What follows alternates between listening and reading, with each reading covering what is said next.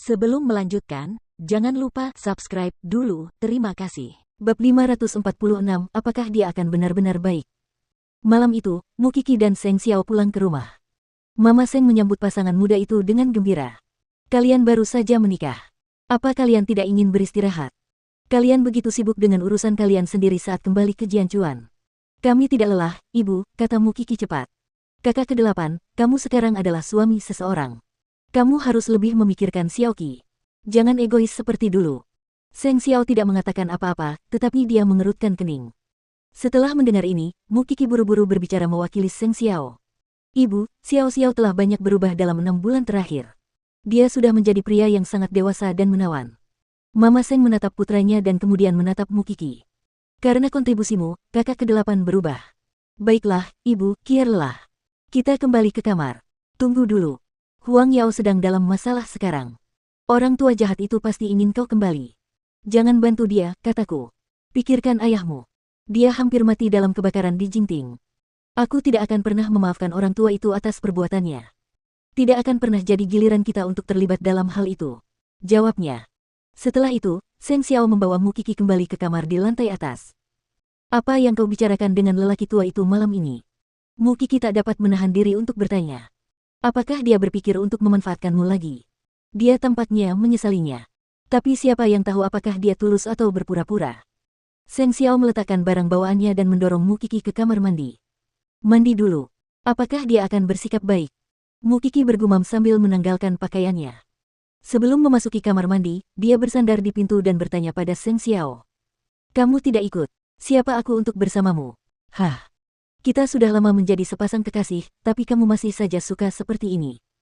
Mukiki berjalan ke depan Seng Xiao dan menarik kerah bajunya. Seng Xiao terkekeh dan mengangkat Mukiki. Pasangan yang sudah lama. Kita kan pengantin baru. Keesokan paginya, kakek Seng pergi bersama kepala pelayannya seperti biasa. Dia tampaknya akan bertemu teman-temannya. Jadi, Gu Ziling tidak curiga.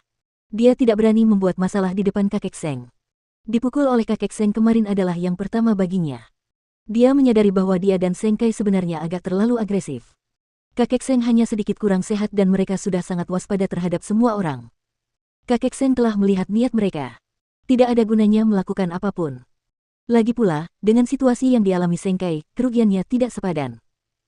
Jika Seng Kai tidak dapat menangani proyek dengan Tiffany dengan baik, hampir dapat dipastikan bahwa dia tidak akan dapat mempertahankan posisinya sebagai CEO. Sekarang giliran kakek Seng yang waspada terhadap kakak kedua dan istrinya. Setelah tiba di tempat pertemuan, kakek Seng langsung menemui pengacara pribadinya. Dia berkata, saya ingin membuat perubahan pada surat wasiat saya. Apakah Anda siap? Ketua, Anda bisa langsung memberitahu saya. Pengacara itu sudah melakukan persiapan yang matang. Saya ingin mengubah pembagian saham saya. Seng Xiao akan mendapatkan 30% saham saya dan 6 cucu saya yang lain akan membagi 70% sisanya secara merata. Pengacara itu tercengang saat mendengar apa yang dikatakan kakek Seng kepadanya.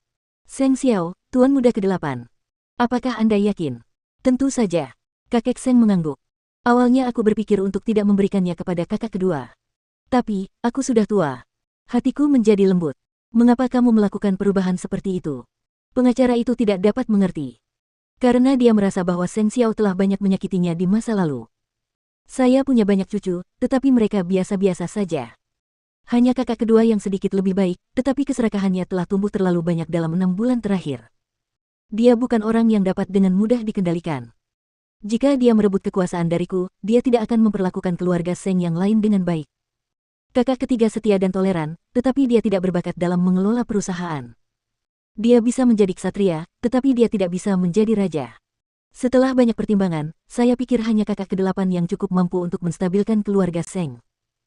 Setelah bangun dari koma hari itu, saya tiba-tiba menyadari bahwa saya mungkin jatuh dan tidak dapat bangun lagi di masa mendatang. Namun, saya tidak boleh meninggalkan kekacauan.